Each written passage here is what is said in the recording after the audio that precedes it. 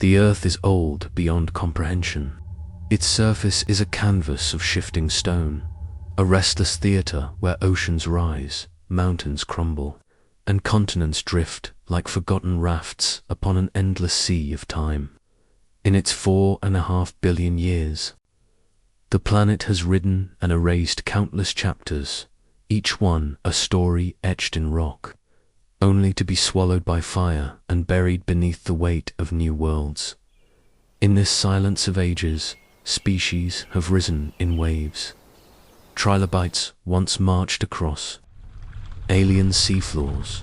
Forests of colossal ferns once ruled the air. Titans of bone and scale thundered across primeval plains, only to vanish into dust. Life has bloomed, and life has perished, again and again, as though Earth itself were endlessly rehearsing for something yet to come. And now, in this fleeting moment, humanity stands, building towers of glass and steel, carving its imprint into the bones of the planet. We call ourselves the first, the pinnacle, the only intelligence to rise upon this fragile sphere. But beneath the crust lies a silence deeper than memory, a record torn and rewritten by the patient hand of geology. And within that silence lingers a question, one that bends both science and imagination. What if we are not the first? What if, long before our kind ever dreamed of fire or language, another intelligence had already walked these lands, gazed upon these skies, and vanished into nothing? Could entire civilizations have flourished and fallen in the abyss of prehistory, leaving only whispers to faint for us to hear? The earth may be a palimpsest, its surface scraped clean, rewritten over eons, yet carrying the faintest scars of forgotten stories. If we are not the first, then we are not unique, but part of a greater cycle, one in which civilizations are born, erased, and born again. The true mystery is not only whether such worlds once existed, but whether our own will one day join them, another lost chapter in Earth's unending book. The idea that humanity might not be the first intelligence to walk the earth did not begin in laboratories or observatories. It was whispered first in stories, sung in myths, and carved in the stones of ancient civilizations that wondered who came before them. Across the ages, cultures far apart dreamed of forgotten worlds and golden ages now lost to time. The Greeks told of Atlantis, a mighty civilization swallowed by the sea, its knowledge drowned with it. In India, the vast cycles of the UGAs described epochs stretching back hundreds of thousands of years, in which humans lived unimaginably different lives, sometimes with great wisdom, sometimes in decline. The Maya and the Egyptians, too, wove tales of ages before their own, hinting at a time when the earth had already carried other stories, other civilizations, now erased. For centuries, these myths served as vessels for an enduring question. Could there have been something before us? Were humans truly the first, or just the last in a chain of forgotten worlds? To the ancients, these were questions of legend, told as moral lessons or mysteries to stir the imagination. But as the modern age of science dawned, the question began to shift. What once lived only in myth began to stir within geology, biology, and astronomy. The 18th and 19th centuries cracked open the illusion of a young Earth. For millennia, human beings believed the world to be only a few thousand years old, a stage upon which history and civilization had played out in its entirety. But then, through careful observation, James Hutton glimpsed something astonishing in the rocks of Scotland, layers upon layers of stone, carved by processes so slow they defied imagination. He saw valleys cut not by a single flood, but by countless rains and rivers over endless time. In 1788, standing at Siccar Point, Hutton declared a vision of deep time, an Earth not thousands of years old, but millions, perhaps billions. His insights shattered the old boundaries. The Earth was not a brief stage. It was an abyss of ages, vast enough to swallow whole civilizations and erase their memory. Later, Charles Lyell expanded on this vision, showing how landscapes were shaped by the same processes still at work today. Charles Darwin, building upon this stage of deep time, unveiled the slow, relentless unfolding of life itself. Suddenly, humanity was not the center of a short story.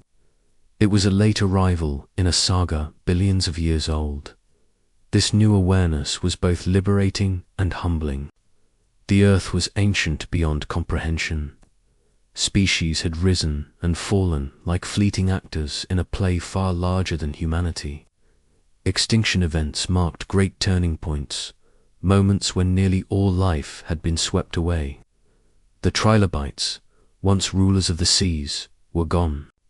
The great reptiles, whose bones filled deserts with fossils, had thundered across the Earth for 160 million years before vanishing into ash. If such titans could rise and fall, how fragile then was the brief span of humanity, and how easy would it be for entire civilizations, if they ever existed before us, to vanish without a trace in that ocean of time. The recognition of deep time cracked open a possibility.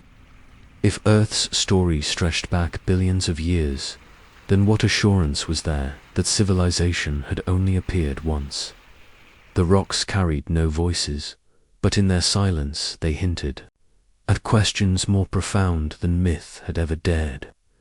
Perhaps, long before the pyramids, long before the first villages of Mesopotamia, even long before the first humans, another kind of intelligence had already walked the Earth.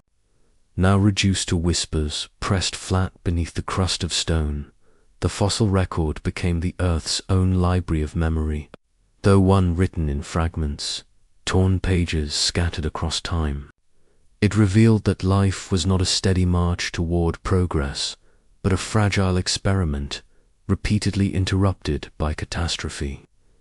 5 great mass extinctions scarred the history of biology, each one resetting the stage, each one wiping away most of what had come before. 250 million years ago, at the end of the Permian, nearly all life on Earth, over 90% of marine species, 70% of land animals, vanished in the Great Dying. The causes remain debated. Immense volcanic eruptions, runaway greenhouse gases, the poisoning of oceans. Whatever the mechanism, the result was an almost complete erasure.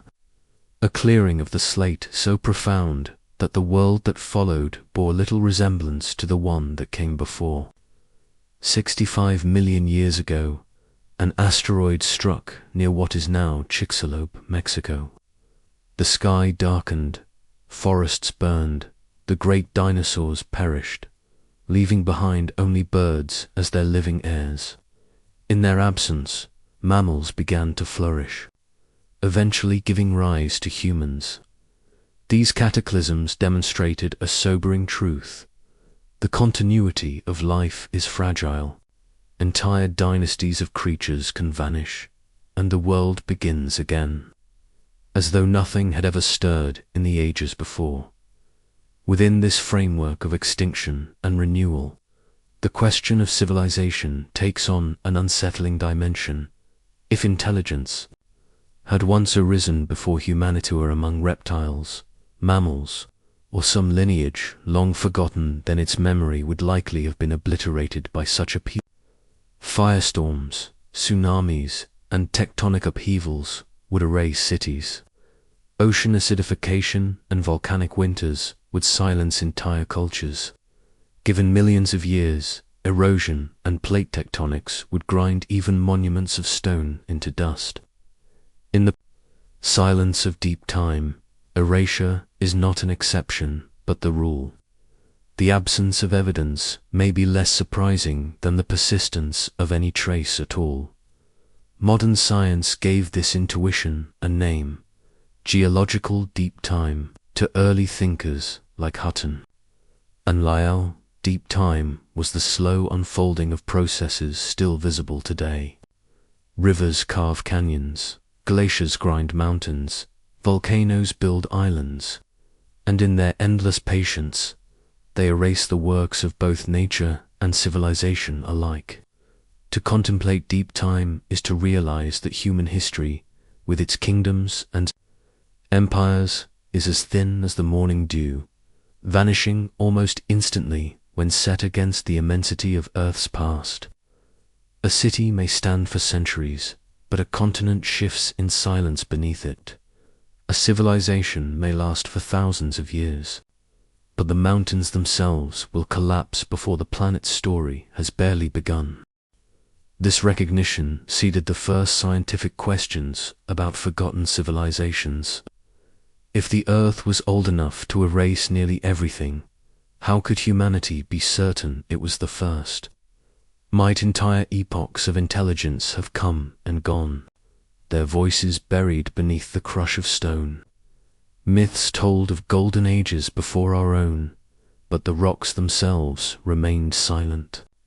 Yet in their silence lay the possibility of hidden histories, of chapters written and erased long before the first human ever looked to the stars. When the notion of ancient forgotten civilizations first surfaced in modern scientific discourse, it was met not with awe, but with skepticism. For centuries, archaeologists and historians had worked painstakingly to peel back the layers of human history, tracing the rise of cultures from Mesopotamia, Egypt, and the Indus Valley. The further back they searched, the more fragmentary the evidence became, but the pattern seemed clear. Civilization was a recent invention, born within the last 10,000 years. The suggestion that something older, something deeper, might have existed before humanity seemed to fall into the realm of legend rather than science.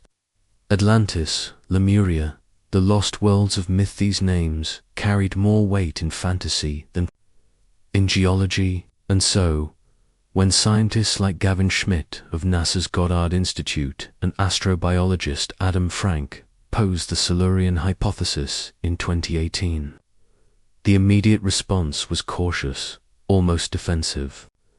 How could such an extraordinary claim be entertained in the absence of extraordinary evidence? The skepticism was not without reason. Science, unlike myth, demands proof that can be tested, measured, and repeated. In the fossil record, no trace of tools or machines older than humanity had been found. No fragments of architecture lay buried in strata millions of years old. No unmistakable artifacts hinted at prior civilizations. What evidence existed was geological and chemical, carbon spikes, isotope anomalies, strange warming events that could, in theory, mimic the environmental footprint of industry.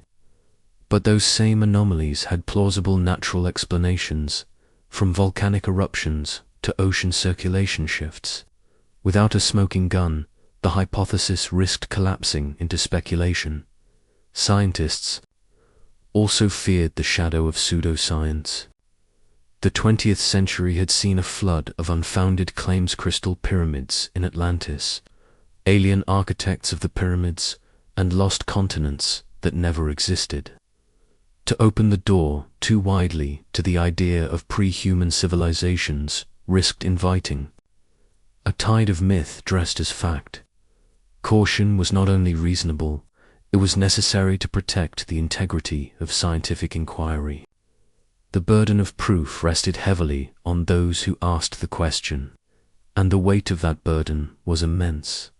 Yet within the skepticism there was also curiosity. Schmidt and Frank did not claim to have discovered evidence of ancient civilizations. They framed their work as a thought experiment, one born not from archaeology but from astrobiology. If scientists were to study another planetan exoplanet orbiting a distant star, what signs would they search for to determine whether an industrial civilization had ever existed there? Could Earth itself serve as the test case? If our own civilization were to vanish, what would survive in the rocks 10 million years from now? Would the future geologists of another species ever know we had been here? By turning the question outward, they reframed the debate. The Silurian hypothesis was less about Atlantis and more about method.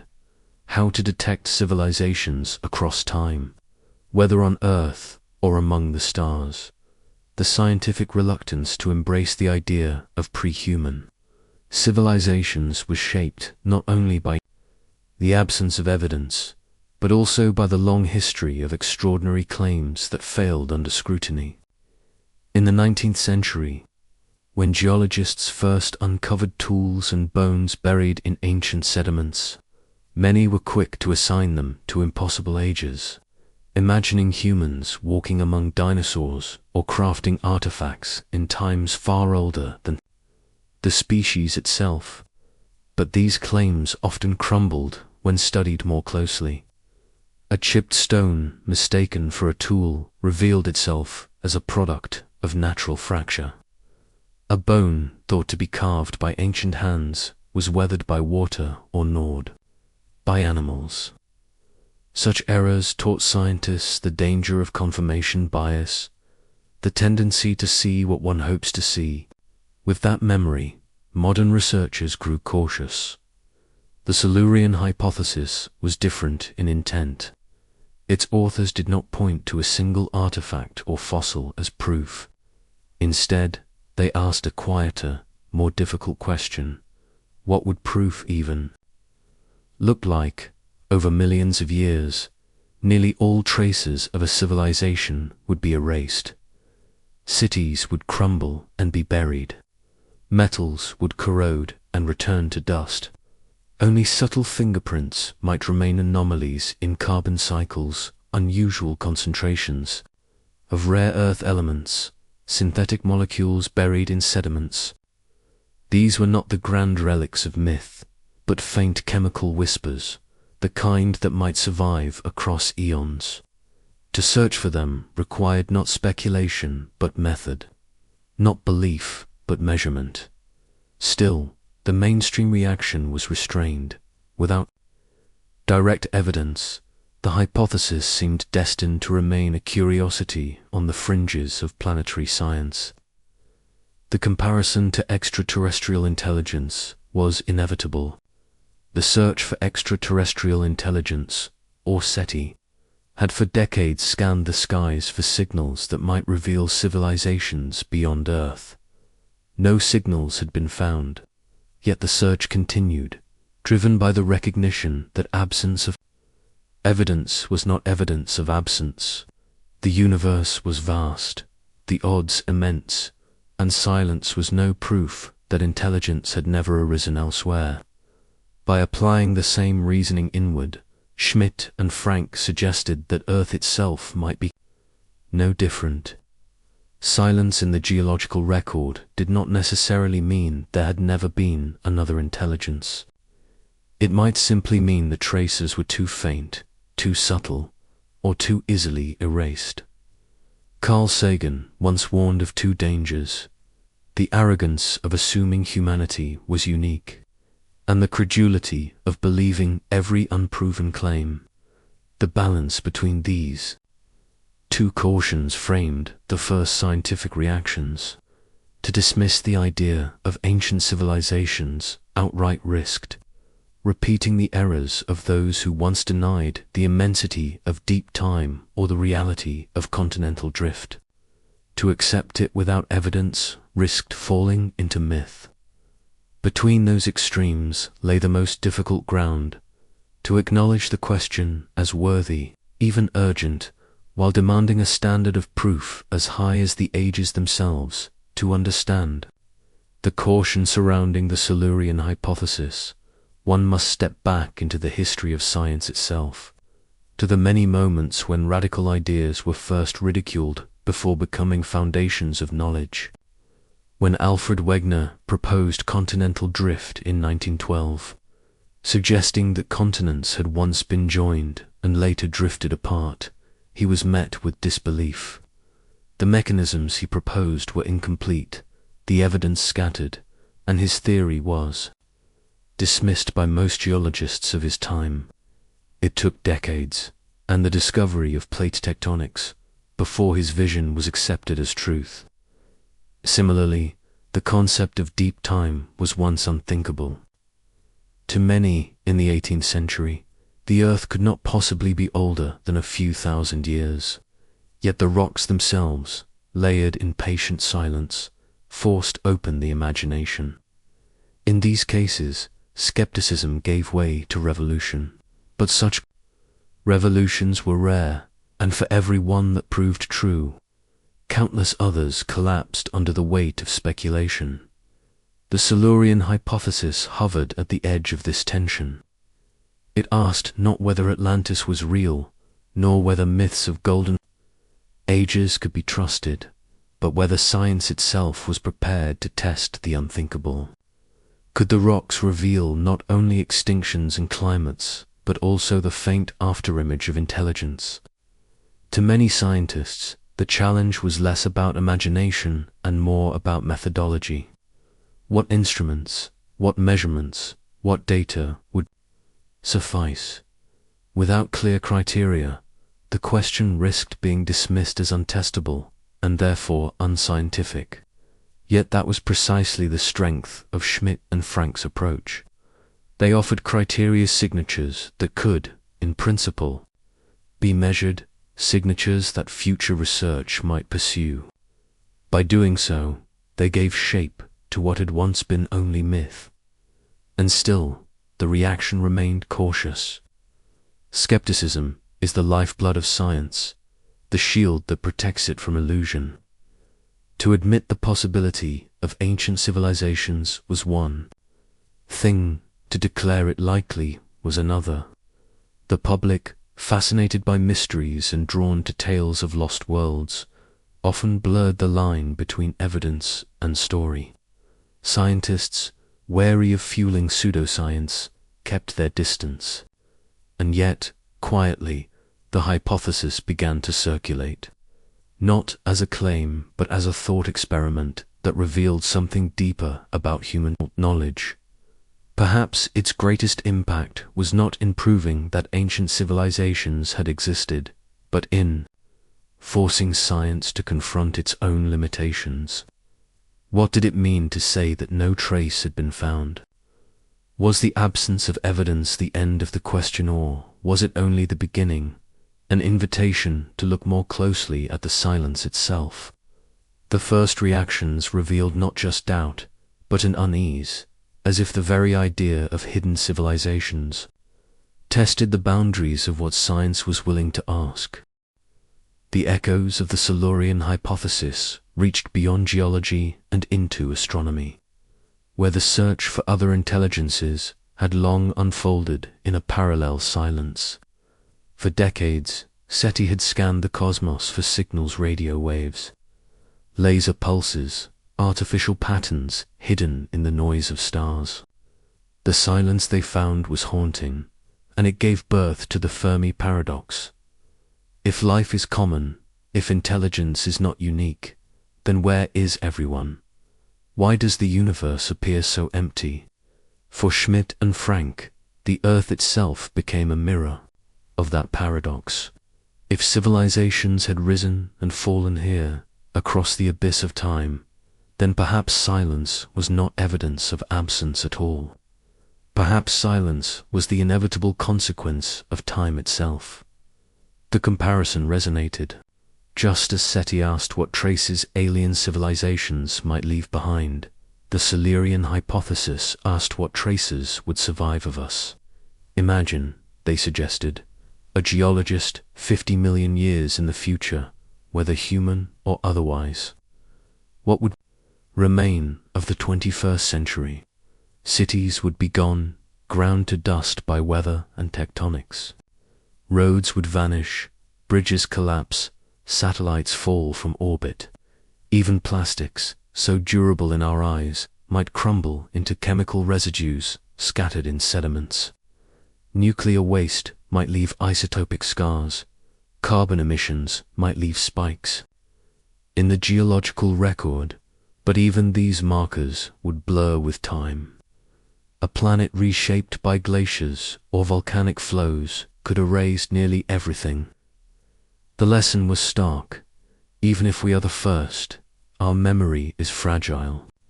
And if we are not the first, the silence we perceive is exactly what should be expected. This thought, unsettling and humbling, colored the first scientific reactions. Some dismissed it as philosophy cloaked in science, a speculation too broad to test. Others saw it as a useful mirror, a way to sharpen the methods of planetary science. To study Earth as though it were an exoplanet was to prepare for the discoveries to come, when telescopes would soon peer into the atmospheres of distant worlds, searching for signs of life and perhaps even technology. The Silurian hypothesis, in this light, was not an indulgence but a rehearsal. By asking whether civilizations could vanish without a trace, scientists refined the very tools they would one day use to read the stories of other planets. In this way, the first reactions split between skepticism and intrigue. The hypothesis was unlikely, perhaps even improbable, but its implications were profound. It forced scientists to reconsider what could be known and what might forever remain hidden. It reminded them that humility was not weakness, but strength. Recognition that knowledge is always partial, and that the silence of the rocks may conceal more than it reveals. And in that humility, the question survived, waiting for deeper study, refusing to vanish into myth alone. The first stirrings of inquiry emerged not in myths or legends, but in the measured fields of geology, climatology, and astrobiology. If civilizations had risen before humanity, their traces would not lie in ruined temples or shattered tools, but in the slow and silent testimony of the earth itself. To find them meant learning to read the planet as an arc of a vast, layered library written in stone, ice, and isotope. Scientists began to ask, what would be the footprint of a civilization, scaled not to centuries, but to millions of years? What kind of presence could endure beyond the collapse of cities, beyond the weathering of mountains, beyond the burial of continents? This was the beginning of the concept of a planetary archaeological footprint. Humanity, in its brief epoch, had already begun to etch one. Plastics, durable in human hands but fragile under geological time, would not last as intact objects, but as microscopic residues embedded in sediments. Metals refined in furnaces, alloys never formed by nature, could leave behind chemical anomalies detectable long after the tools themselves were gone. Nuclear activity might scatter isotopes short-lived in human terms, but enduring enough to survive in the record of rocks. Even the very energy use of civilization, the combustion of fossil fuels, might alter carbon ratios in the atmosphere and oceans, producing markers that no natural process could easily explain. Each of these signatures was fragile, subtle, and easily erased by time, yet together they formed a potential language, a set of clues to intelligence long past. Astrobiologists, accustomed to asking how alien life might alter the atmospheres of distant worlds, now turned their gaze inward. If telescopes could one day detect pollutants or industrial byproducts orbiting other stars, then surely Earth itself could be read the same way.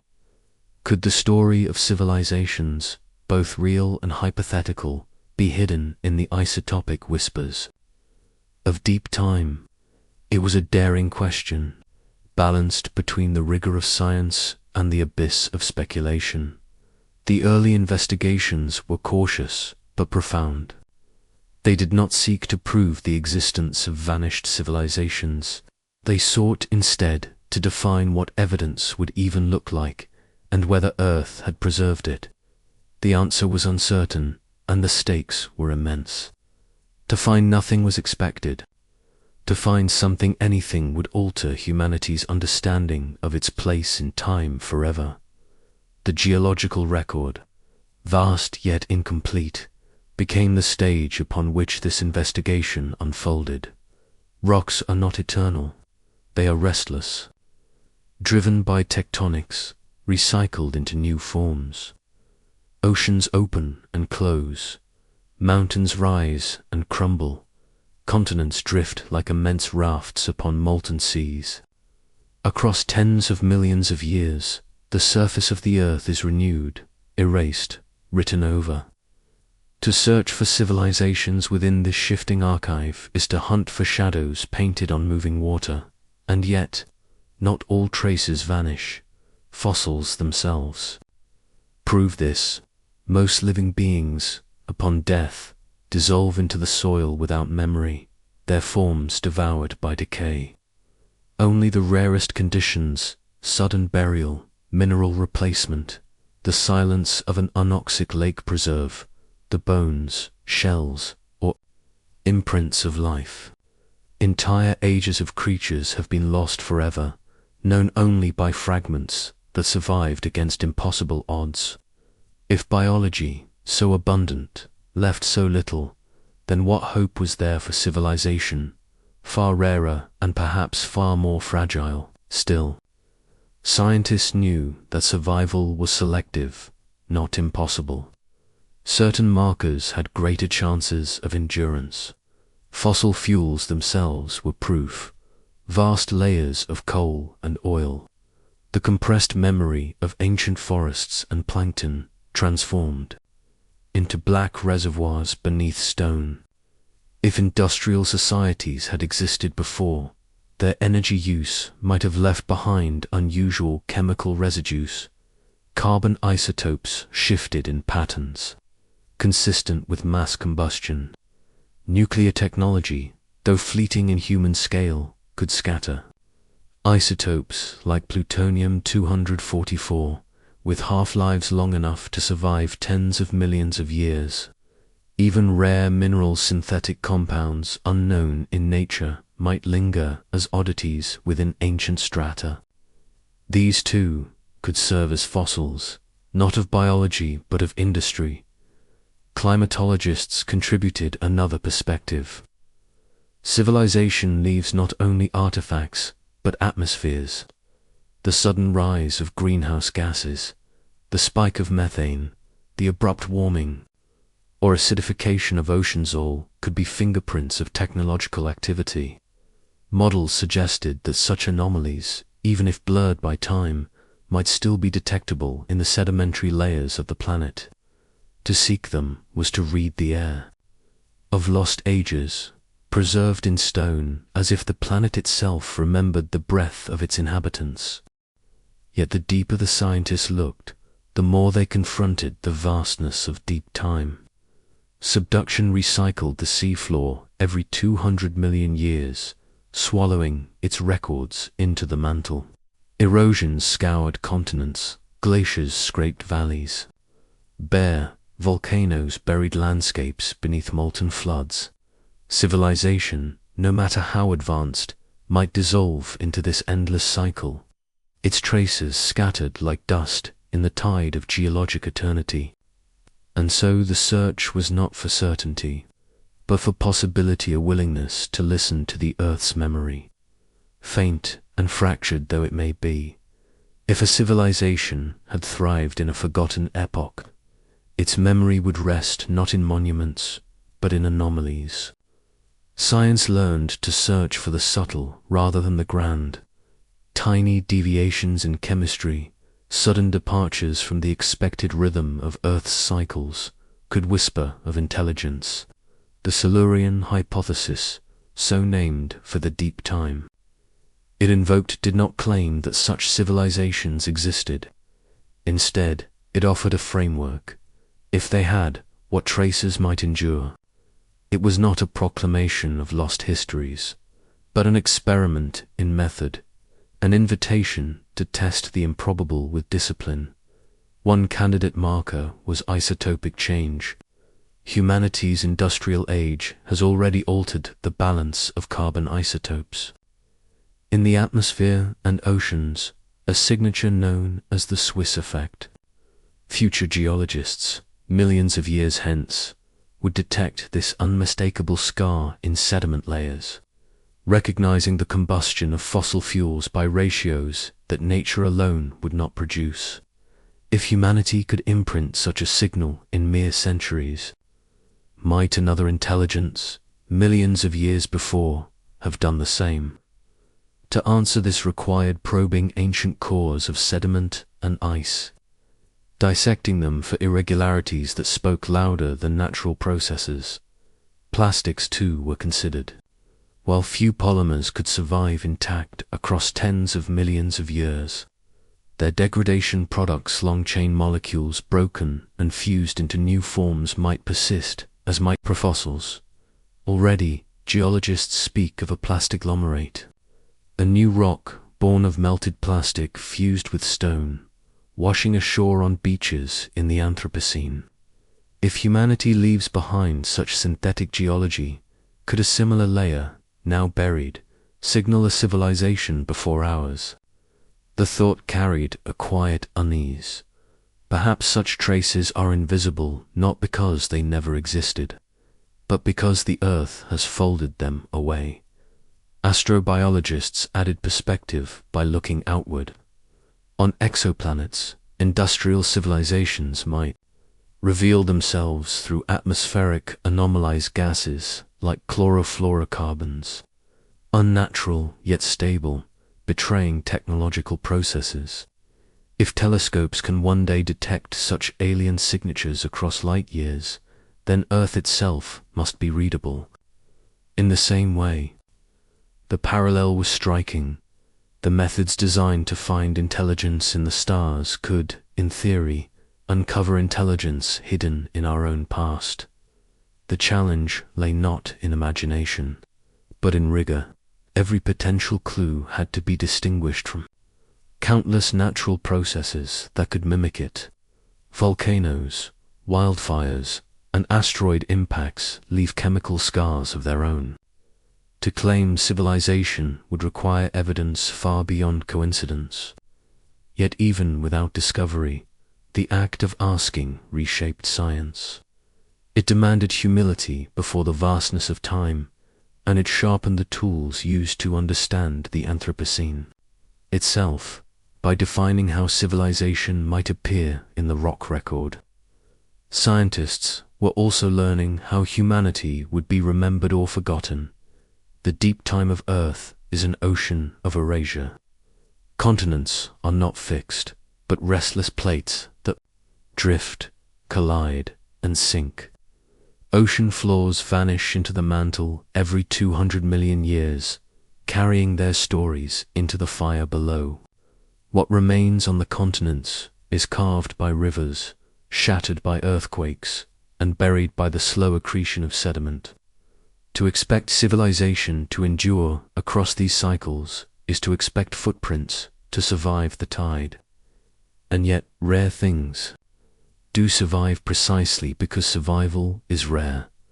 Consider the fossils of ancient forests, petrified into stone, the iron formations deposited by bacteria billions of years ago, the thin iridium layer that tells of an asteroid striking the Yucatan and ending the reign of dinosaurs. Each is improbable, yet undeniable. If entire eras of life can be reduced to a few pages of geological memory, then the record of a civilization, brief and fragile, would be even rarer. But not impossible. Scientists turned to analogies with fossilization. Just as most organisms vanish without a trace, so too would most artifacts. Wooden structures, textiles, Even metals would corrode or decay within millennia. The great cities of humanity would not survive 10 million years in recognizable form. Stone monuments might endure longer, but erosion would grind even the pyramids into dust. What would remain would not be architecture, but chemistry signatures embedded in rocks.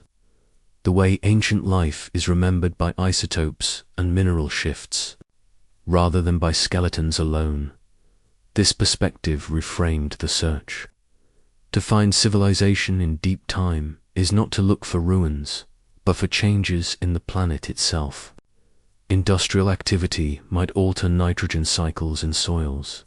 Mining might redistribute rare minerals in patterns nature would not produce. Nuclear activity could scatter isotopes with no natural parentage. Even a civilization's collapse could leave signals as landscapes reclaimed by ecosystems release sudden pulses of carbon or nutrients into the record. Early modeling efforts sought to test these ideas. Could an advanced society's energy use alter climate in ways distinguishable from volcanic events or orbital cycles? Could the residues of combustion, plastics, or synthetic compounds persist beyond the churn of geology? Simulations suggested that in some cases, yes, but only faintly, only rarely, the further back in time one looked, the more likely that tectonics, erosion, and biology had conspired to erase all but the smallest echoes. And so scientists were left with a paradox. The absence of evidence was not evidence of absence, but neither could absence prove that something once was. Civilization, in this view, became like a ghost in the stone, record perhaps never there at all, or perhaps standing just beyond perception, erased by the very forces that shaped the earth. The age of humanity has acquired a new nomanthropocene. It is a word carved not into stone, but into discourse, a recognition that a single species has altered the chemistry, climate, and geology of an entire planet. This is the mirror into which scientists now gaze. If civilization in the distant past ever left its mark, then the only guide to finding it is the mark being left today. Earth becomes both laboratory and oracle, its current transformation a reference for interpreting forgotten ages. By observing ourselves, the blueprint for detecting any vanished predecessors begins to take shape. In this mirror, the fingerprint of industry is unmistakable. Carbon, drawn from the vaults of ancient fossil beds, is being released in torrents unseen for millions of years.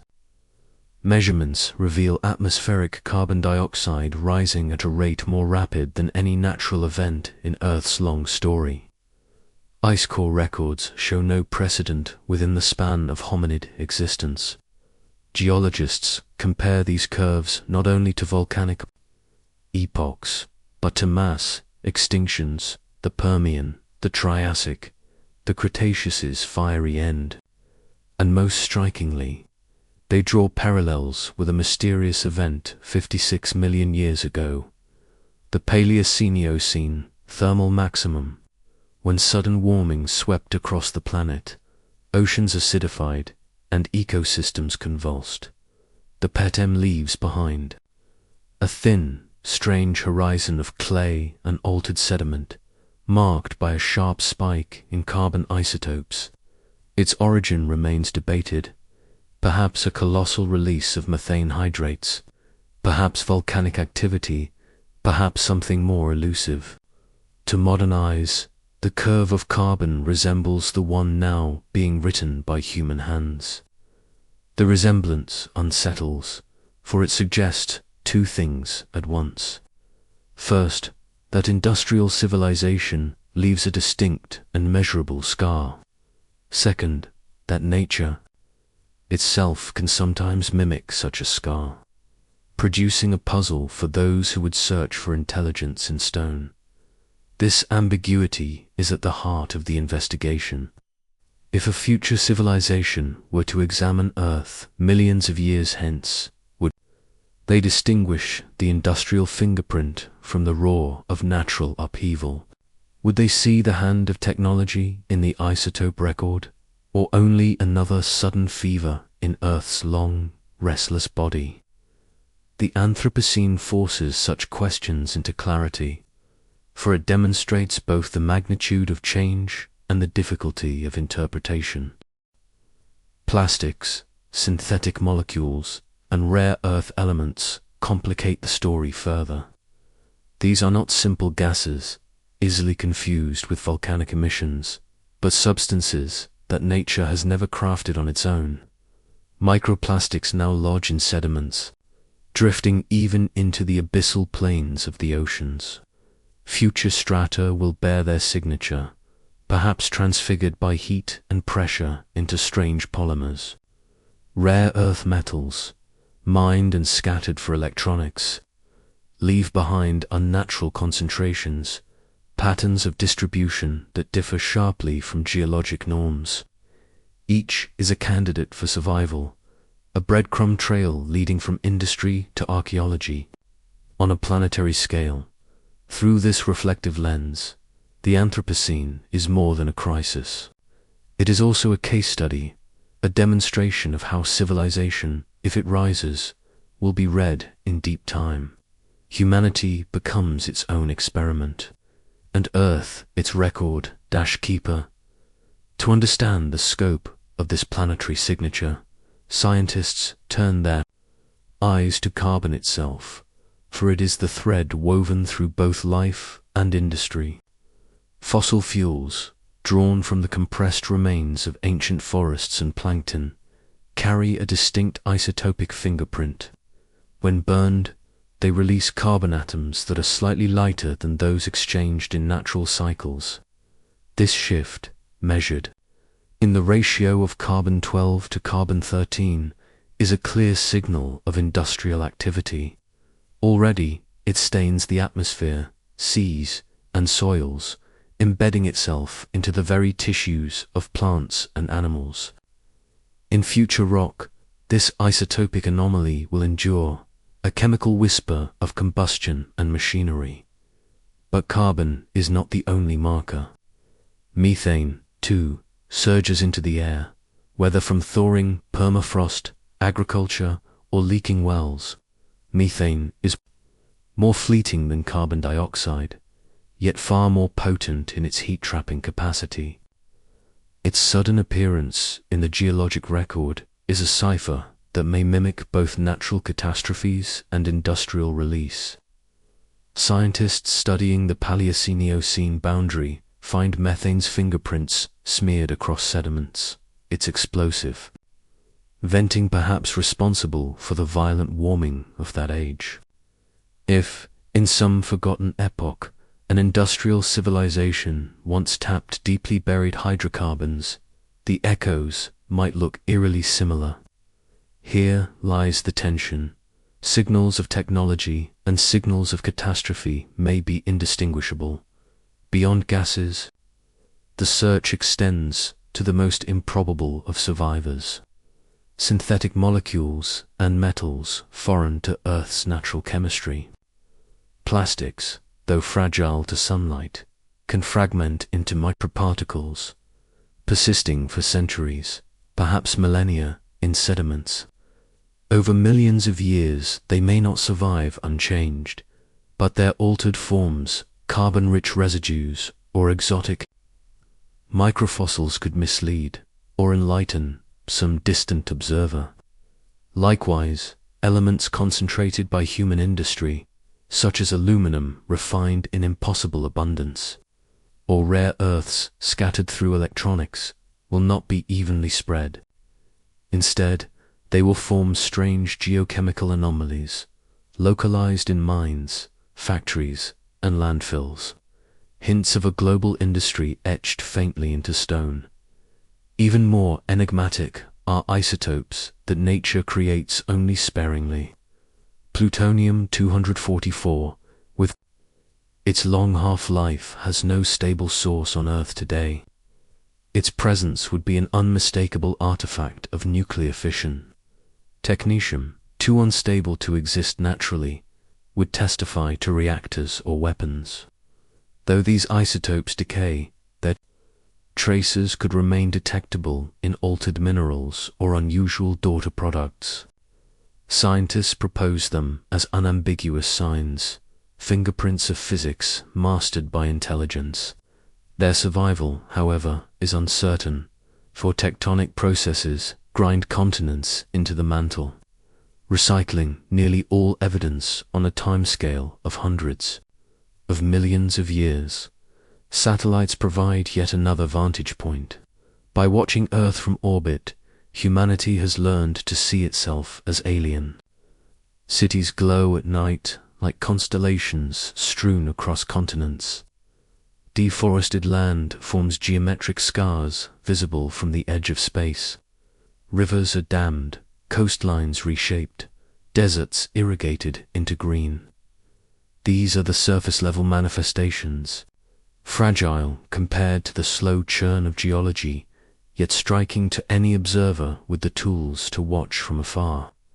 In deep time, they may not survive as structures, but they reveal what sort of signals a planetary intelligence might produce when viewed from a distance. In studying these fingerprints, humanity is not only mapping its own fate, but rehearsing the search for forgotten kin. The Earth becomes a text, and the Anthropocene a chapter within a TAN instruction manual for deciphering lost civilizations. The rocks of Earth are patient archivists, yet their language is cryptic, their memory selective. Within their silent layers lie both the chronicles of fire and flood, and the absences where entire epochs vanish without explanation. Scientists search for certainty, but the geological record is a tapestry riddled with ambiguity. It does not distinguish between the chaos of nature and the possibility of artifice with clarity. The signatures of a volcanic cataclysm may echo the same rhythms as an industrial age. A sudden spike in carbon, a global rise in temperature, the bleaching of oceans, the collapse of ecosystems, these are events that nature has performed many times before. To ask whether such markers could also conceal the remnants of an earlier civilization is to question whether the Earth itself has rehearsed our story long before humanity emerged. The ambiguity deepens when mass extinctions are considered. 5. Great catastrophes punctuate the deep history of life. The Ordovician die-off, the Devonian crisis, the End-Permian annihilation, the Triassic collapse, and the infamous Cretaceous extinction that erased the dinosaurs. Each unfolded with terrifying speed on geological scales. Some were driven by asteroid strikes, others by titanic volcanism, others still by the unsteady breath of the planet's climate. Yet, in their violence, they leave patterns eerily similar to what unchecked civilization might unleash: rapid greenhouse, warming, acidifying seas, oxygen-starved waters, and sudden disappearances in the fossil record. Could one of these extinctions have been, in truth, the grave of a civilization erased so thoroughly that its bones became indistinguishable from the wreckage of nature's own convulsions? Such speculation teeters on the edge of scientific restraint, for the rocks give little guidance. The absence of evidence is not evidence of absence. Tectonic recycling devours the crust, grinding and melting records into oblivion. Erosion wears monuments into dust, while biology consumes the remains of its dead. Over tens of millions of years, the survival of clear artificial signatures becomes vanishingly unlikely. This silence is expected, not suspicious. The Earth was never designed to preserve the story of intelligence. Its memory is partial, its script continually rewritten. In this silence arises an unsettling possibility that civilizations may have risen and fallen not once, but many times, each erased with such efficiency that only the faintest geological anomalies remain. Humanity's sense of uniqueness trembles in the face of this thought. If intelligence has flowered before, then perhaps its cycles of ascent and collapse are as natural as the growth and decay of forests. Civilization itself may be another form of weathering, another pulse in Earth's long and restless rhythm. Yet beneath this scientific unease lies an even deeper problem, the weight of anthropocentrism. When scientists search for civilizations of the past, they imagine machines, cities, industries like their own. But intelligence need not resemble humanity. It may not even leave behind the traces that geologists expect. The record may remain silent, not because there was nothing, but because the forms of intelligence that came before were so alien that their ruins dissolved into nature without distinction. The mystery therefore expands beyond geology into philosophy. What counts as a civilization, and what marks its passage? To search for civilizations of the past is to assume that they would reveal themselves through technology, through the scars of industry and the residue of machines. But intelligence may wear forms beyond our comprehension, forms that do not carve monuments or ignite furnaces. In the depths of Earth's oceans, vast networks of life have persisted for millions of years, communicating through bioluminescence, chemical signals, and migratory patterns written across generations.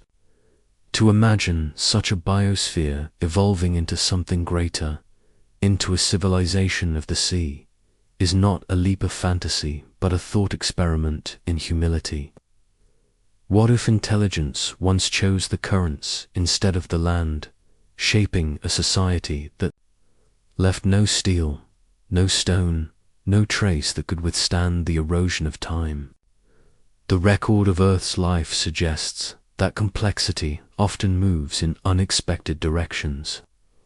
Corals construct vast architectures of calcium carbonate, ecosystems so intricate that they resemble underwater cities.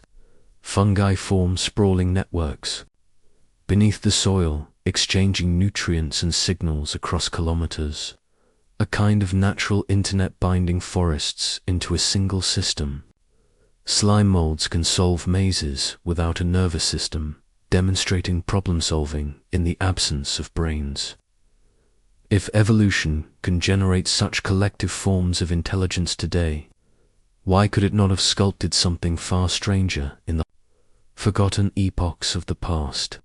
Perhaps intelligence once emerged not as tools and fire, but as a distributed consciousness, a civilization without monuments, existing only in the flow of ecosystems. Such a species might never leave behind plastics or metals. Its memory might be inscribed in genetic codes or in patterns of migration, a wisdom carried not in books but in the choreography of life itself. To geologists, this would be invisible. To historians of deep time, it would be indistinguishable from the ordinary symphony of evolution. The challenge, then, is not merely to find evidence, but to recognize it. A civilization of the ocean, or of the forest, or of a planetary-scale biosphere, might dissolve seamlessly into the background of biology. Its disappearance would not trigger sudden anomalies in isotopes or in the sedimentary record. Its legacy would fade as naturally as the death of a species, its presence unmarked by the rocks, its extinction another uncounted silence in Earth's archive. This perspective forces a shift in scale. Intelligence is not synonymous with cities, nor civilization with industry. Humanity's own path is only one branch on the tree of possibility. To assume that all intelligence must mirror human ambition is to risk blindness to other forms, past or future. The silence of the rocks may not only conceal what was lost, but may also reveal the narrowness of the questions being asked. In this widening mystery, scientists find themselves confronting not just the limits of geology, but the limits of imagination. The Earth may have hosted intelligences that neither mined nor built, that neither wrote nor engineered, yet still achieved a form of civilization. If so, their passing would be untraceable. The record of deep time would remain as it is today, ambiguous, silent, and endlessly unsettling at the frontier of science. Where knowledge brushes against the unknown, new tools emerge to interrogate the silence of Earth's past. The rocks may appear mute, but beneath their layers lies a cryptic script, a chemical record etched by forces both natural and, perhaps, artificial. Through isotope forensics, researchers attempt to decipher that script. Ratios of carbon, oxygen, and nitrogen become more than numbers. They are whispers of ancient atmospheres, signals of upheaval, of extinctions, of sudden changes in balance. In the faint irregularities of isotopic curves, some scientists wonder whether one might also glimpse the fingerprints of intelligence. Encoded not in words but in chemistry itself, astrogeology sharpens this inquiry further. By studying other worlds, the sterile basalt plains of the Moon, the windswept deserts of Mars, the frozen crusts of Europa and Enceladus, Earth's geological record can be reimagined as one case among many. If human eyes can scan Martian strata for signs of water long vanished, then Earth's own strata may hold even subtler clues. In its layered archives, the question shifts, not only whether a civilization once rose and fell here, but whether its echo could still be visible, disguised as natural catastrophe, frozen in the mineral tapestry of time. Machine learning now enters this search, lending its algorithms to stratigraphy. The complexity of geological records, once read only by trained intuition, can be sifted by neural networks capable of perceiving patterns invisible to the human mind. Anomalies that might once have been dismissed as noise can now be catalogued, modeled, compared against millions of simulations of volcanic eruptions, asteroid impacts, and climatic oscillations. What remains unexplained begins to gather significance. The machines do not know what they are looking for, but they know when something does not fit. In this fusion of technology and geology, Earth itself becomes the test case. Astrobiologists, tasked with imagining the conditions of life on distant exoplanets, turn their gaze back home. Earth is not only a cradle of life, but also a laboratory, a reference point for what might be visible across light years.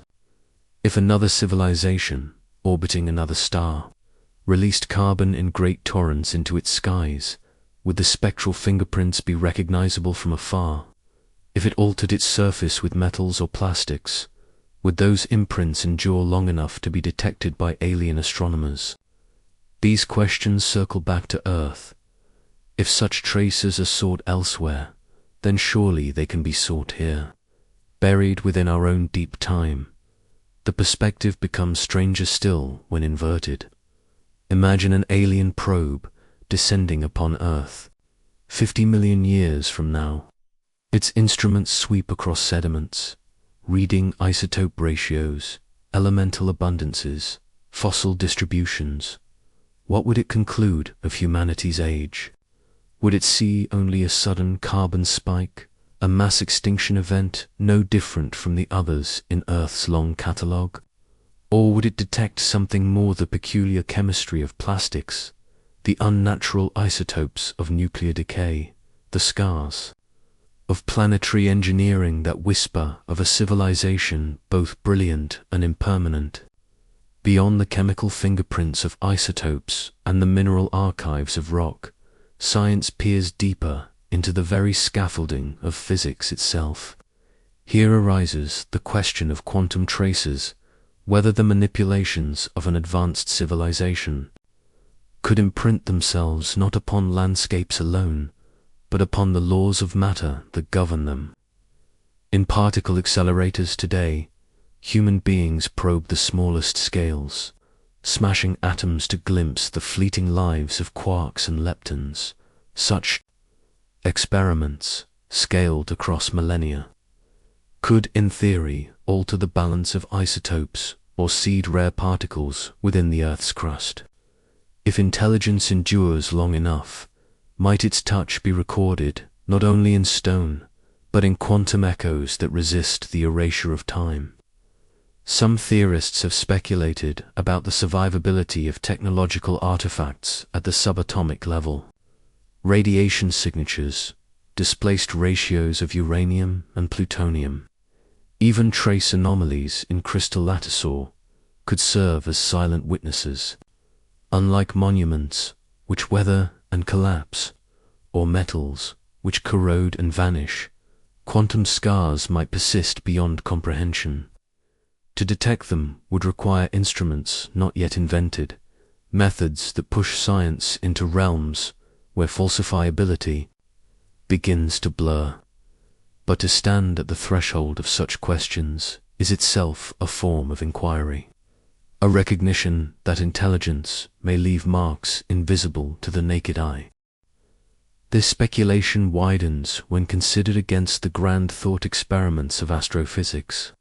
Structures on the scale of stars, so-called Dyson spheres or swarms, have been hypothesized as a natural progression of technological growth.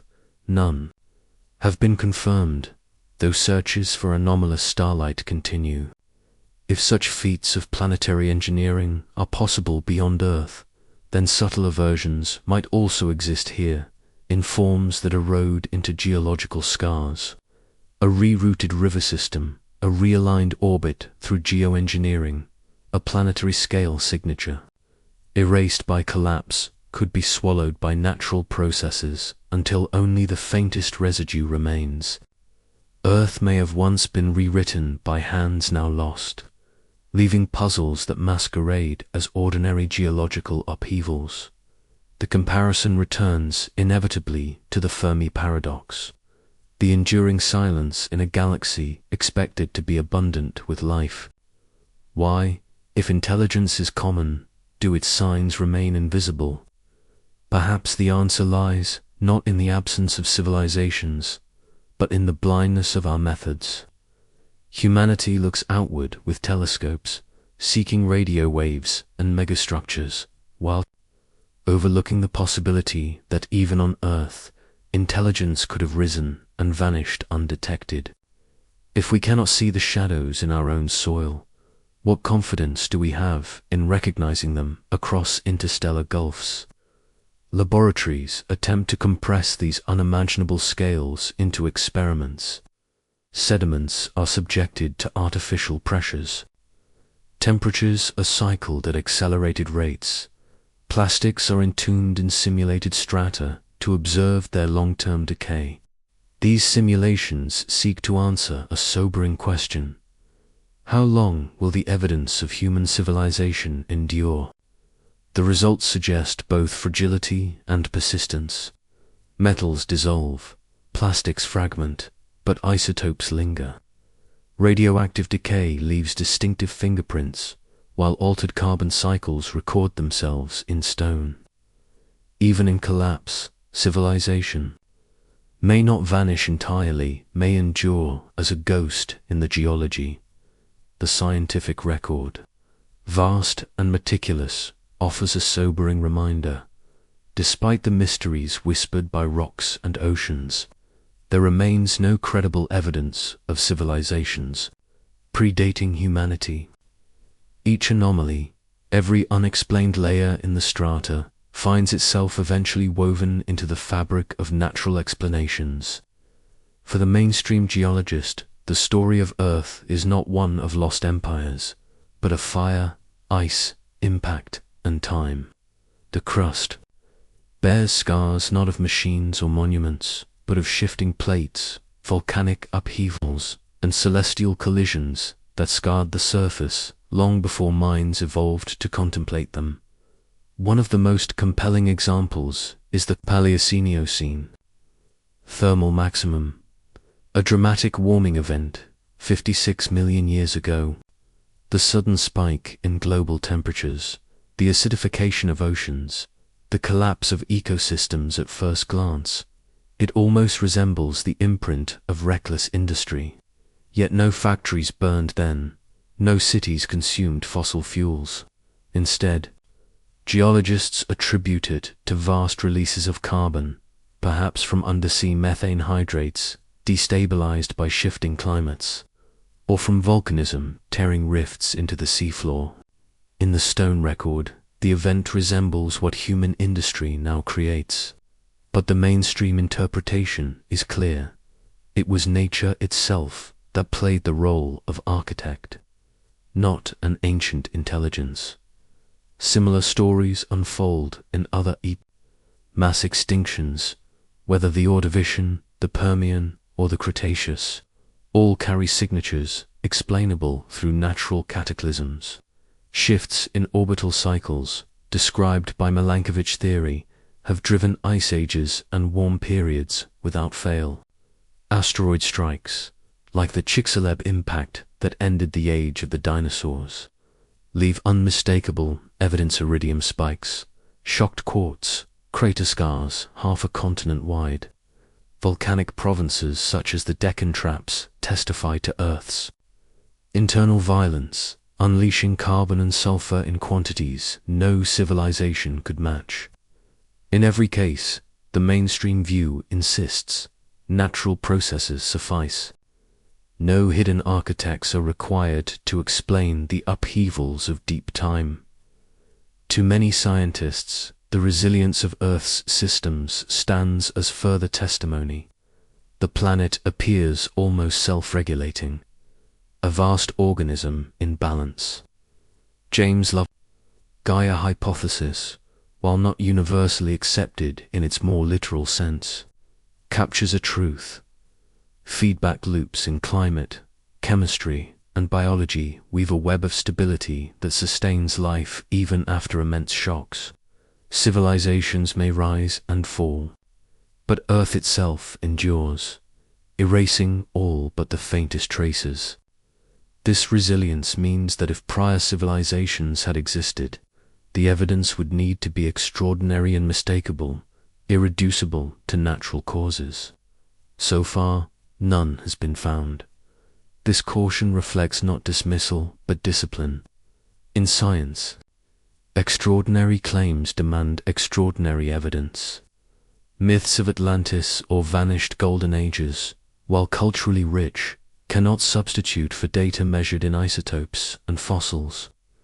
To confuse story with science would be to cloud the lens through which the universe is understood.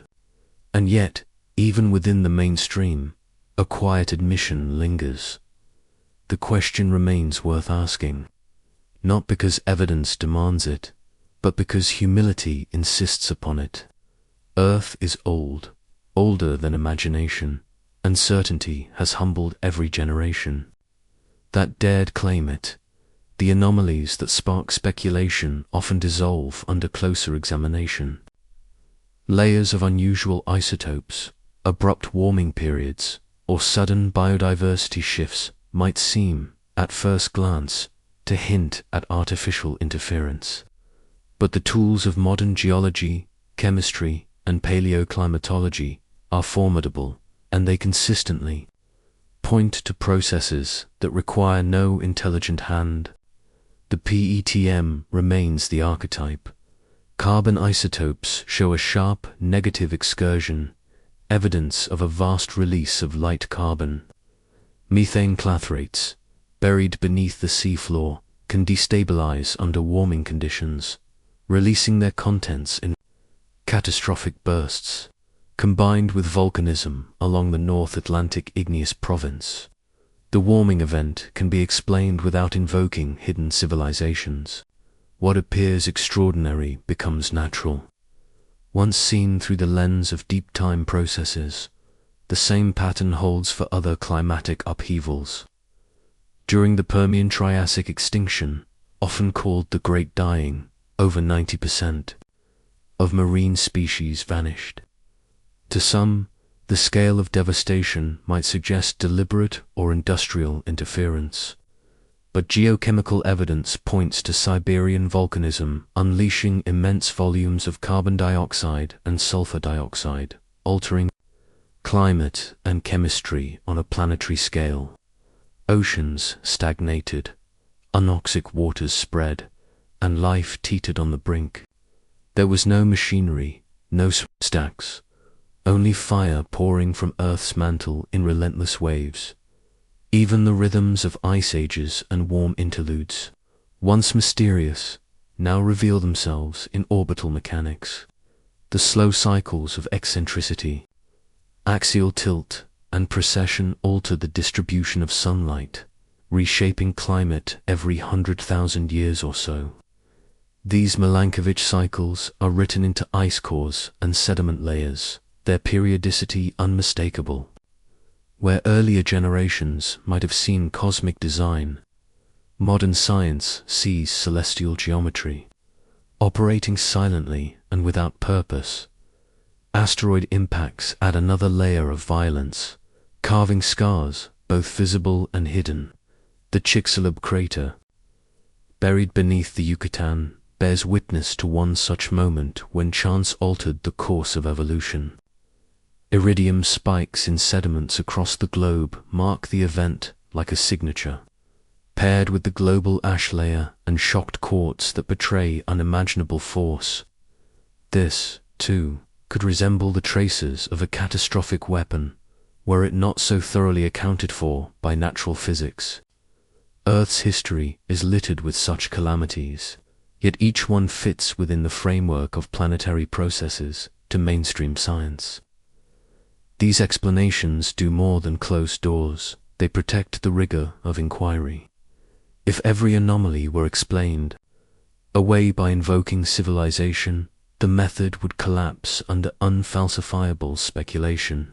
By grounding each puzzle in observable mechanisms, the sciences of geology and paleoclimatology preserve their foundation of testable truth. There is discipline in this restraint, a refusal to wander beyond what the evidence can bear. And yet, caution does not mean indifference. Scientists acknowledge the allure of mystery, but they also recognize the dangers of projection. Human beings are quick to see themselves reflected in the past, to imagine intelligence where there is none.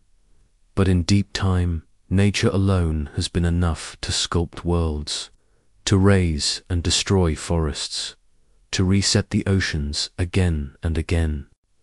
If civilizations ever walked before, their echoes have not yet risen above the roar of Earth itself. The silence of the rocks tempts the imagination. For all that mainstream science concludes, there remains an undercurrent of curiosity, a quiet wondering about what might have been erased beyond recognition.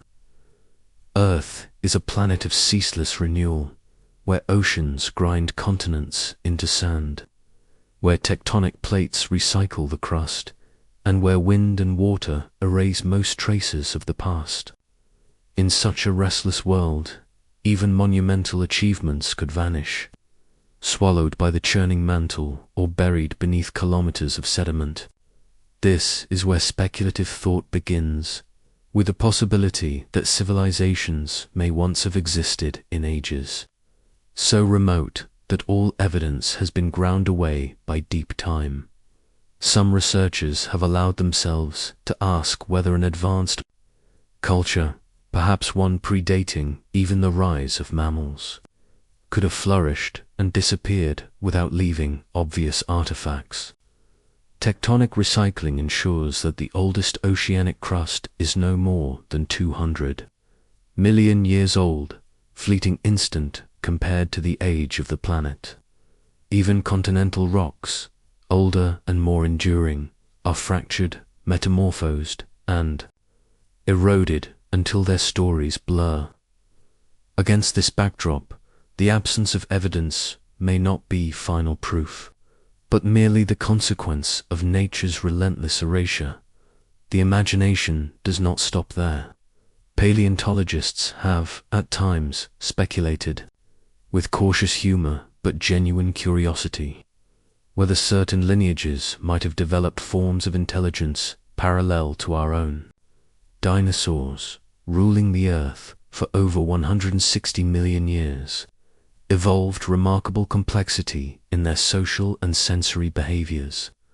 The troodontids, small theropods with unusually large brains for their body size, are sometimes invoked in thought experiments.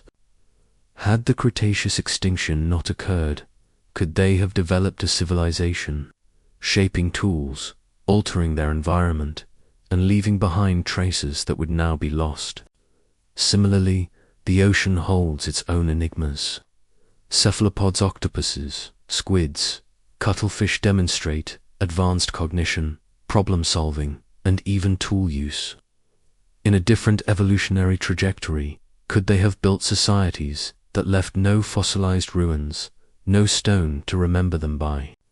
These are not claims of fact, but provocations to widen the scope of possibility. Speculative thought also considers civilizations that may never have turned to industry. Humanity's impact on Earth is unmistakable precisely because of fire, metallurgy, and fossil fuels, an industrial signature etched into the geological record. But what if a species of intelligence rose without combustion, without factories, without altering the chemistry of the atmosphere? Such a civilization might have been subtle, rooted in biology, architecture of living matter, or knowledge carried only through ephemeral mediums. Their traces might not be steel or concrete, but genetic alterations, ecosystems shaped to their design, signals embedded not in the crust but in the code of life itself. If so, the echoes of their existence could still linger, hidden in the genomes of species that survived them. Such possibilities inhabit a liminal space, not science in the strictest sense, but questions that sharpen our awareness of how little can survive deep time. To imagine is not to assert, yet speculation serves a purpose. It teaches humility before the silence of the earth. Legends rise from the depths of human memory like fragments of a forgotten dream. Across cultures and continents, stories persist of sunken kingdoms, lost continents, and vanished civilizations. Plato's tale of Atlantis, told as a parable of pride and downfall, remains the most famous. In his dialogues, Atlantis was described as a mighty empire destroyed by floods and earthquakes, swallowed by the sea in a single day and night of misfortune. Though historians regard it as allegory, the myth has endured for more than 2 millennia, inspiring seekers to imagine the echoes of truth lie beneath its poetic veil. Beyond Atlantis, other names shimmer in myth: Mu in the Pacific, Lemuria in the Indian Ocean. 19th century writers, influenced by colonial encounters with ancient ruins and by the mysteries of geology before plate tectonics was understood, filled the gaps in knowledge with grand hypotheses of vanished lands. These theories suggested that entire continents had risen, thrived, and sunk, taking their people and cultures with them. Modern science has since shown that such vast landmasses did not exist in recent geological time. Plate tectonics reveals the slow dance of continents, but no evidence supports the sudden disappearance of whole worlds. Still, the persistence of these legends suggests a deep human intuition that civilizations may rise and fall, and their ruins may be lost beneath waves or swallowed by shifting ground. Archaeology provides clarity. The ruins of great societies, the Indus Valley, the Maya, were once thought lost forever, buried under sands or jungles until rediscovered. None date back to epochs beyond humanity's own story. Yet the very process of discovery reveals how fragile memory is. and how easily entire cultures can vanish from sight, leaving behind only cryptic fragments. If human civilizations of the last 10,000 years can be forgotten, how much more elusive would traces be if they belonged not to our species, but to another epoch millions of years in the past? Science urges caution. Myths are powerful, but they are not data. Atlantis, Mu, and Lemuria may speak more about human longing than about Earth's true history. Yet their endurance demonstrates a profound need to explain the unknown, to give form to the possibility that what we see is not the whole story. In this sense, myth and speculation function as the shadow side of science, an imaginative counterpoint that, while unverifiable, keeps the mind alert to hidden possibilities.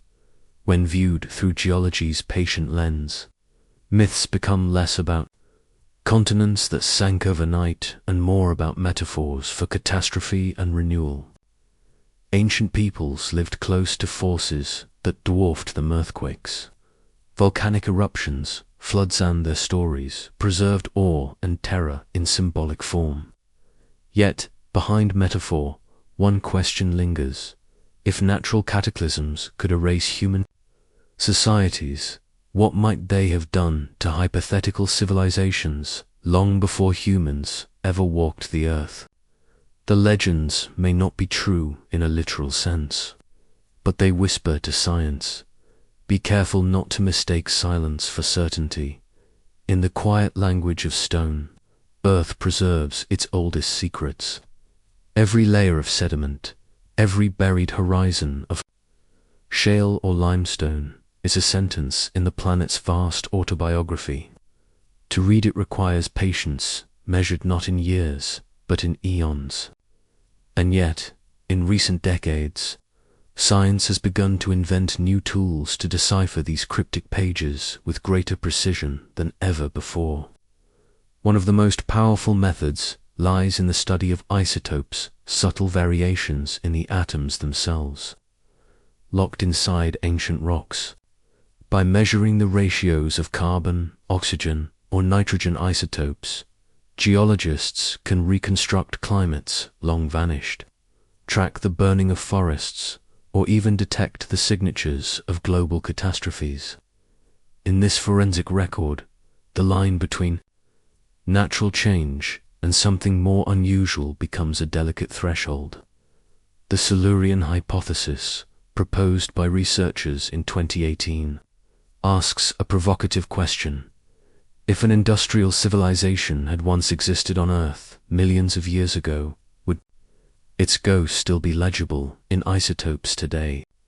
To answer requires testing the anomalies against every known natural mechanism, separating signal from noise in the chemistry of deep time. NASA has taken particular interest in this line of thought, not to prove ancient civilizations, but to refine the search for life beyond Earth. For if the chemical fingerprints of industry are difficult to trace on our own planet, they will be even more subtle on Mars, Venus, or exoplanets light years away. Lessons from Earth's own geology then become the foundation of astrobiology. Researchers working within NASA's astrobiology program have begun to consider how fossil fuels, synthetic chemicals, and artificial fertilizers would appear if compressed into rock strata and discovered millions of years later. Would they leave an unmistakable layer of altered isotopes, or dissolve into the background hum of natural cycles?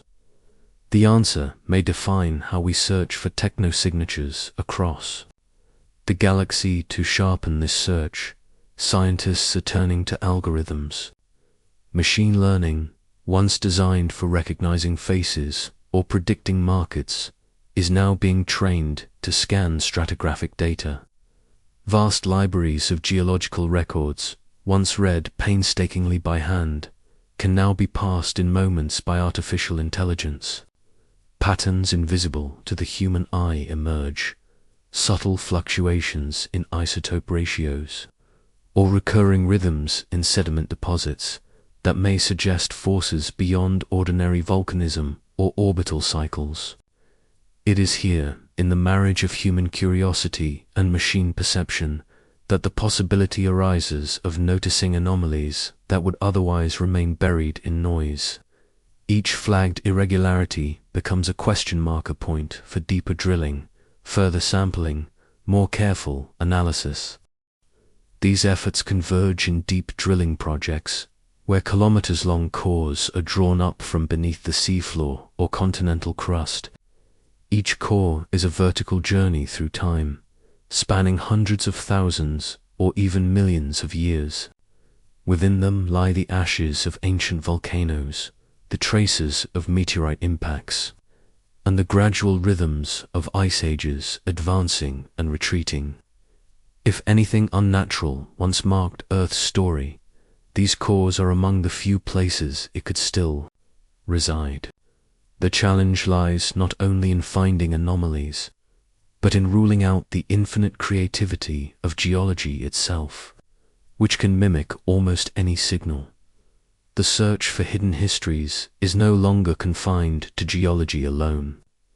It has become a crossroads of disciplines where the questions of climate science, astrobiology, and physics converge. Each field brings its own lens, and together they illuminate Earth's story in ways no single science could achieve. Geologists trace the silent stratigraphy of stone, while climatologists reconstruct the volatile breath of ancient atmospheres. Astrobiologists, trained to imagine alien biospheres, ask whether intelligence always leaves scars upon its world. Physicists add the mathematics of systems and chaos, showing how feedback loops can drive a planet toward equilibrium or collapse. At this intersection, the Silurian hypothesis is not dismissed as idle speculation, but transformed into a testable challenge. If evidence exists, where and how should one look for it? Climate research has provided an unexpected arena for this exploration. By studying the Anthropocene epoch in which human influence has become geologically visible, scientists are building the very baseline against which hypothetical ancient civilizations would be measured. The rising concentrations of carbon dioxide, methane, and nitrous oxide are not abstract statistics. They are chemical inscriptions, etching our presence into the atmosphere and, inevitably, into sediments that will one day harden into stone. Plastics, too, are becoming a new geological layer, forming novel compounds as they degrade and fuse with minerals. If this is how an industrial civilization inscribes itself into Earth's memory, then its absence in the deep past is a form of evidence in itself. Yet the planet is also a patient eraser, capable of recycling entire continents, burying oceans beneath tectonic plates, and resetting the stage of life more thoroughly than any historian could. The lessons from climate science sharpen this paradox. If humanity's footprint is already measurable after only 2 centuries of industry, then any civilization spanning millennia should leave traces far more dramatic, unless, of course, it followed a different trajectory. What if intelligence had emerged without combustion engines, without plastics, without technologies that scar ecosystems in obvious ways? A society that mastered energy through means lost to us biological engineering, or controlled symbiosis with its environment might leave only whispers, indistinguishable from natural processes. Such speculation presses scientists to widen the scope of their search, to consider not only carbon anomalies, but genomic ones, not only industrial residues, but ecological redesigns. Here the influence of SETI becomes profound. For decades, astronomers have listened for signals in the cosmic static, searching for patterns that betray intelligence. Though no voice has yet been heard, the methodology search, broadly define anomalies, eliminate false positives, has begun to echo back onto Earth itself. If we can imagine radio signals hidden in the noise of stars, perhaps we can imagine isotopic fingerprints hidden in the noise of stone. The logic is the same. Extraordinary claims require extraordinary filters, careful elimination, and the humility to accept absence as meaningful data. In this light, the Silurian hypothesis is not an indulgence, but a mirror, forcing science to refine its tools and confront the limits of what can be known. Across the sweep of geological time, humanity's presence is barely more than a flicker. If the history of Earth were written across a vast library of volumes, our entire story would fit within a single line of a single page. Civilizations rise and fall in centuries, yet the planet measures its life in hundreds of millions of years. Mountains grow, erode, and are reborn before a single culture completes its lifespan. Against such scales, the monuments of humankind are fragile things. Steel rusts, concrete crumbles, glass fractures, and even the satellites that circle above will one day burn away in the atmosphere. What endures is not the architecture of our cities, but the slow chemical traces we leave behind, dissolved into rock and ocean. Humanity stands in the paradoxical position of being vast in its impact, yet ephemeral in its endurance. A brief spark in an ocean of ages. The fragility of memory echoes through every layer of history. Empires, once thought eternal, collapsed into dust, their languages reduced to silence, their achievements remembered only through fragments. The great libraries of the past burned, carrying away entire civilizations' knowledge in a single night of flame. If memory can vanish so easily within the short span of recorded history, what chance do we have of preserving ourselves across epochs measured in millions of years?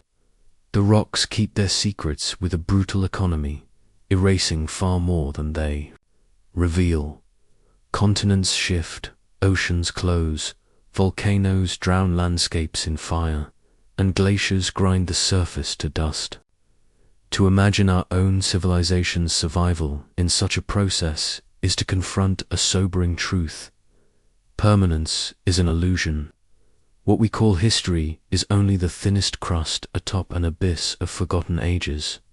And yet, there is wonder in this impermanence. For even as civilizations vanish, the possibility of others remains.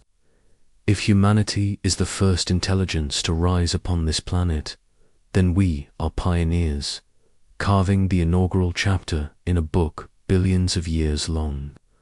But if we are not the first, then we are companions in a lineage we cannot fully see, part of a cycle of emergence and disappearance that stretches back into untraceable antiquity.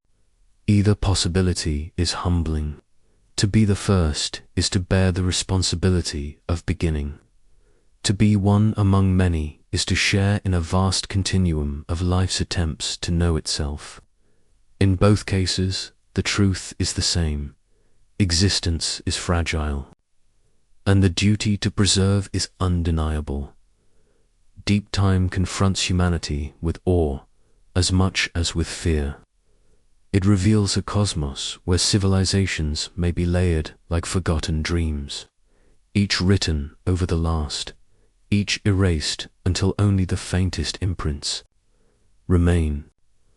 Earth becomes a palimpsest, its surface inscribed and reinscribed by forces both natural and conscious. What is visible today may one day be effaced, replaced by the traces of civilizations yet unborn. The recognition that intelligence may not be unique but cyclical turns human history into one movement in an ancient rhythm, a verse in a song that has no beginning and no end. To contemplate humanity's impermanence is not to diminish its worth, but to sharpen the urgency of its choices. Civilizations do not merely vanish into silence. They leave legacies of care or of ruin, threads that can either nourish or strangle whatever follows. If humanity is the first intelligence to emerge on Earth, then every action it takes inscribes a foundation for all who may come after. And if we are not the first, then we are heirs to lessons long buried, lessons whose warnings we can only imagine. In either case, the responsibility remains constant, to treat the planet not as a possession, but as a vessel of memory, a fragile archive that shelters the possibility of futures beyond our own. The moral lesson hidden within deep time is stark. For all our technological power, our species is not invulnerable. Civilizations can unravel not only through fire or flood, but through neglect, through the steady erosion of balance between humanity and the systems that sustain it. The climate warms, the seas rise, forests retreat, and extinction accelerates. These are not abstract markers, but the real inscriptions of an age that could, if unchecked, define the boundary of our presence. In geological history, future scientists, whether human or other, may one day encounter the layer that records this era, reading it as a sharp scar upon the Earth's record. Will that scar speak of wisdom and restraint, or of carelessness and decline? The choice is still unwritten. There is humility in recognizing that preservation is not only for ourselves. To endure is not merely to carry forward monuments or machines, but to maintain the living continuity of the biosphere itself. Every species safeguarded, every ecosystem preserved, every balance restored extends the thread of possibility for intelligence yet to rise. If another civilization someday appears, whether born from the resilience of Earth's own life, or from the arrival of distant voyagers, what they inherit will be shaped by what humanity leaves behind. Our true legacy is not etched in stone, but woven into the resilience of the planet we share. This perspective transforms the act of stewardship into something profound. It is not simply an ethical obligation to those alive today, but a covenant with the unborn, with civilizations hidden in the veils of time. To honor this covenant is to recognize that humanity is part of a lineage larger than itself, even if the other chapters of that lineage are invisible or lost. The knowledge that civilizations may rise and fall across epochs lends weight to every decision, turning daily choices into echoes that may reverberate for millions of years. What we preserve today becomes the inheritance of tomorrow, long after our own voices fall silent. Thus the reflection deepens. Whether humanity is first or one among many, the outcome is the same. The fleeting span of our presence must not blind us to its importance. To stand at the edge of deep time is to understand that our story is not the center, but a moment. Yet even a moment can alter the rhythm of eternity if it is lived with care.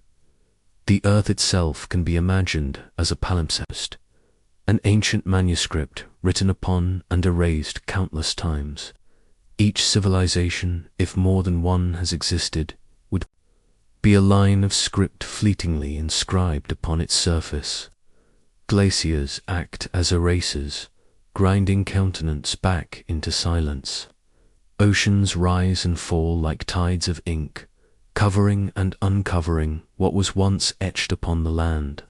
Volcanoes spill there, molten handwriting, overwriting earlier texts with fire, and tectonic plates fold and bury whole chapters into the depths, sealing them away in geological vaults where memory dissolves into stone. In this vision, civilizations become forgotten dreams. One awakens, flourishes, and fades, leaving only faint impressions. Another may rise later, unaware that the page beneath its feet already carries traces of older lines, faint as whispers beneath new words. Earth, as a cosmic archivist, keeps no perfect record.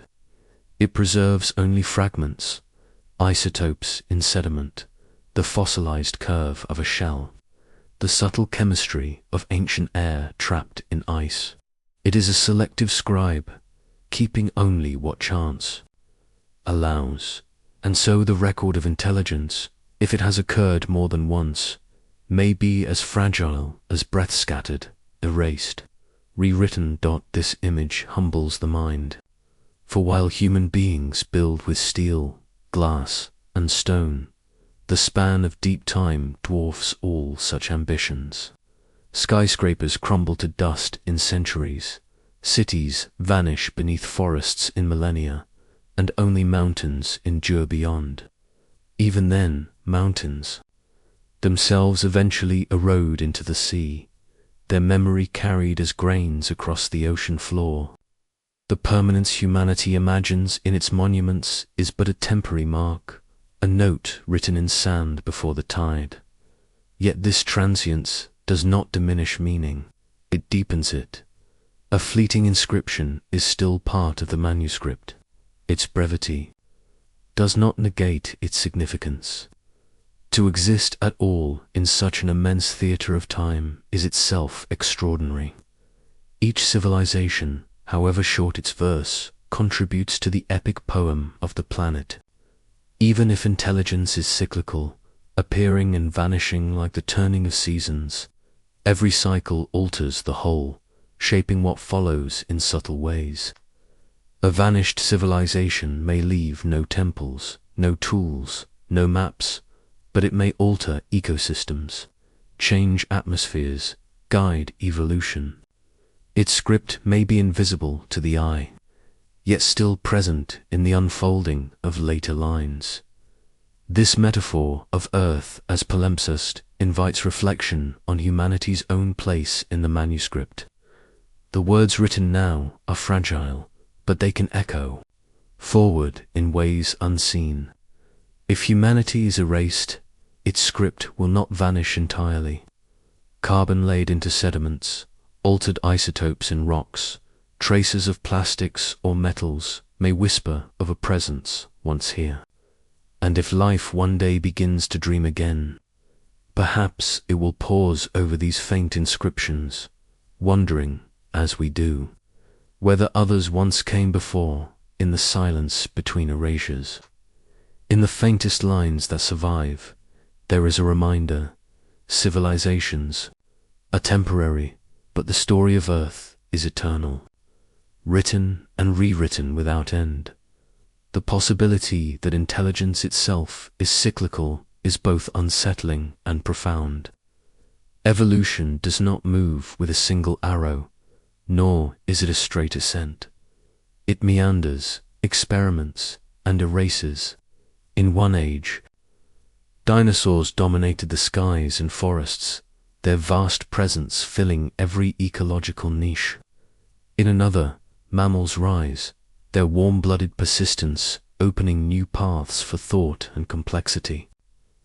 Intelligence may not be a rare accident, but a recurring motif, like a melody that resurfaces in a symphony after long silence. The cosmos may favor its return, not in identical forms, but in endless variations, each shaped by the circumstances of its epoch. On Earth, the evidence of cycles is everywhere. Forests burn, regrow, and burn again. Continents drift, collide, and reshape the face of the planet. Ice ages advance and retreat in rhythm with celestial mechanics. Species rise to dominance, flourish, and collapse into extinction, leaving space for new lineages to emerge. Why should civilizations be exempt from this rhythm? Perhaps they, too, follow a hidden cycle, rising from the evolutionary soil only to fall back into silence, leaving behind conditions that might allow the next to bloom. If so, humanity's place in the sequence may not be unique, but transitional. We may be averse in a longer refrain. Our technologies, philosophies, and art could be echoes of something that has happened before and foreshadowing of what may happen again. Intelligence could be like fire, extinguished in one place, kindled in another. The earth, as a cradle, does not favor permanence. It favors change, resilience, adaptation, and intelligence itself may be no exception. Such a vision forces reflection on the fragility of progress. For if civilizations can vanish without a trace, what guarantee exists that humanity's achievements will endure? The knowledge inscribed on servers, libraries, and monuments may erode as quickly as the stones of forgotten temples. Language may dissolve, symbols may lose meaning, entire epochs may pass before thought awakens again in another species. Perhaps cephalopods in the sea or descendants of birds in distant millennia. They, too, might look upon the stars with curiosity, crafting their own myths and sciences, their own fleeting inscription in the palimpsest of Earth. The cyclical nature of intelligence may also cast new light on the silence of the universe. The Fermi paradox asks, if civilizations are common, why does the cosmos appear so quiet? One answer may lie not in distance, but in time. Perhaps civilizations do not endure long enough to meet across the stars. They rise, collapse, and rise again, like waves breaking on the same shore. And just as a wave never greets the one before it, so civilizations may rarely, if ever, encounter each other. The silence may not be emptiness, but timing. In this perspective, humanity becomes both fragile and eternal. Fragile because it may share the fate of forgotten predecessors. Eternal because intelligence itself may never truly vanish, only sleep and awaken, written again upon the shifting canvas of the earth. The cycle continues, and humanity's part in it, however brief, is a thread woven into the endless fabric of deep time.